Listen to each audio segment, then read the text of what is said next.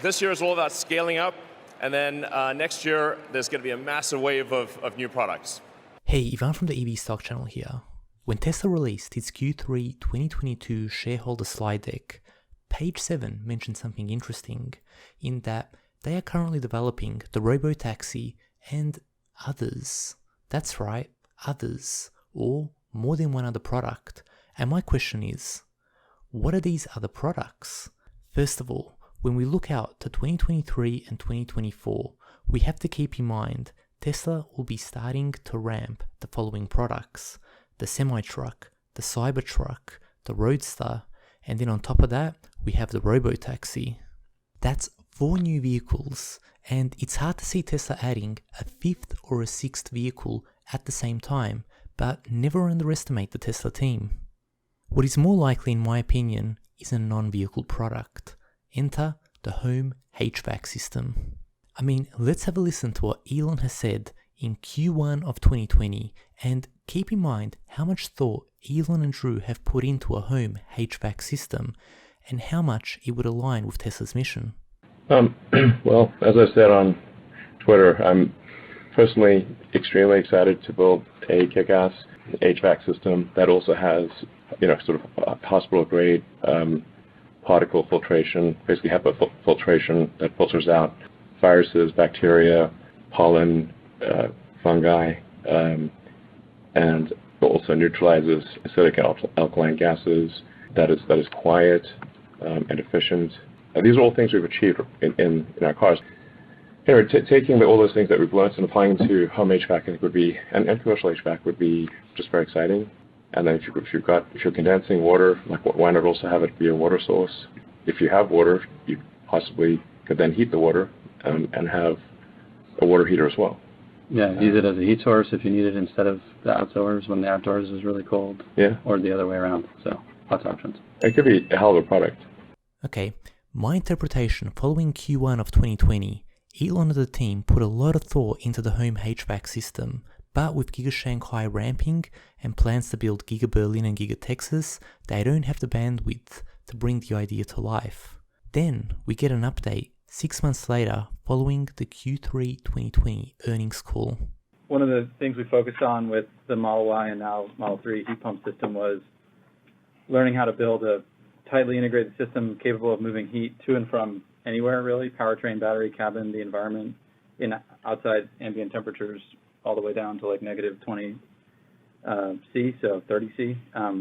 And that's definitely applicable to the home's needs of heating and cooling the home and the water in your house. So certainly applicable.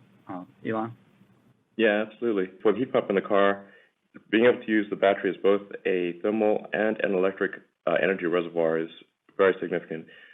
Same thing could be applied to a home with the water heater, and the battery pack itself, of course. So, I think there's potential for an integrated home system that kind of does power generation, storage, heating, cooling, air filtration, water purification in a really tight package. We don't actually have like a prototype or anything, but I think conceptually that is something that would be probably good to have. Interestingly, Elon is already talking about prototypes. They don't have one at this point, but they are certainly thinking of one if they're talking about it. The final update is from January of 2022, and let's see if there are any more clues. How do you view domestic cooling and heating in the context of accelerating the sustainable energy transition? And how might Tesla's HVAC and heat pump advance the spirit? You want to talk about that, Drew? I think from a mission perspective, it's very aligned. If you imagine replacing natural gas, water, and space heaters with electric heat pumps, it offsets something equivalent to like 80% of what a solar plus Powerwall system would offset. So it's very impactful. We have learned a lot about how to make capable and reliable heat pumps that work in all environmental conditions, and are excited about the idea of working on that problem one day. We put it that way. It's definitely aligned with our mission to transition to sustainable, accelerate the transition to sustainable energy. Yeah, I think it becomes quite a compelling solution to the consumer, where you integrate the electric vehicles, charging, solar, energy storage, hot water, HVAC, in a very tight, compact package that also looks good. It just doesn't exist. Yeah, I mean, the integration of those systems in a house.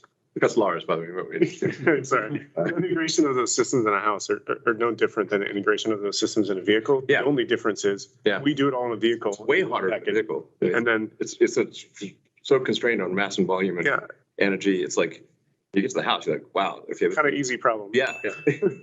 But, obviously those systems are all just disparate, and what we've been doing with the Powerwall and charging and solar is integrating them more and more. The next logical step is obviously HVAC and water and heating. So we will do that, and we will integrate it probably better than anyone has. But as you said, we have a lot of stuff on our plate. Yeah. So I think it'd be just quite a game changer down the road.